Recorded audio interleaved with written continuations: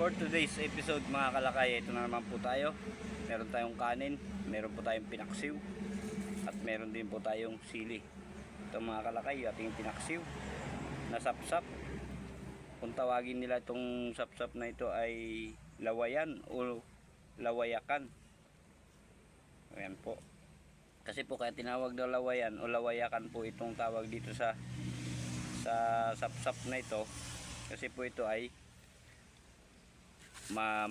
malaway siya, kumbaga sa ano, kaya tinawag na lawayan. Malaway-laway po yung kanyang pinakasabaw pag ano, tubig. Ayan, may sabaw po tayo ng pinaksiw. Sabawan po natin yung ating kanin. Loaded na naman tayo mga kalakay. Ayan, tara mga kalakay, samahan nyo akong kumain. Unang subo para sa inyo.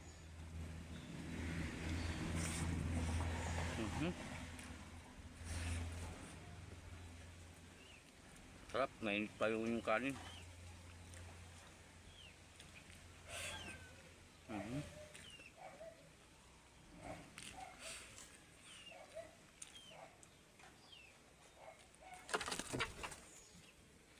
Ngayon po natin ito, sap-sap. Masarap po ito sa paksiw kaya sinigang, lalo na kung malalaki po. Matamis-tamis po ang sabaw nito kung malalaki na. Kahit na maliliit, problema lang po nito mga kalakay, ang kanyang tinik po ay matigas.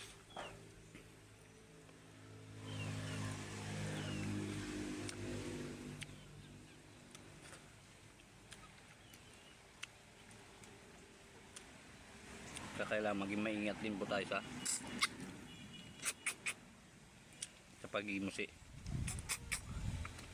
at sa pagkain.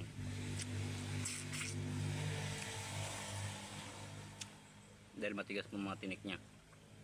Hindi kagaya po ng bangus, maraming man pong tinik pero pino, maliliit.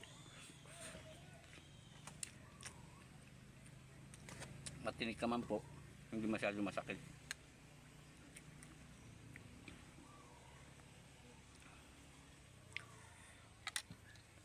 Sarap mga kalakay.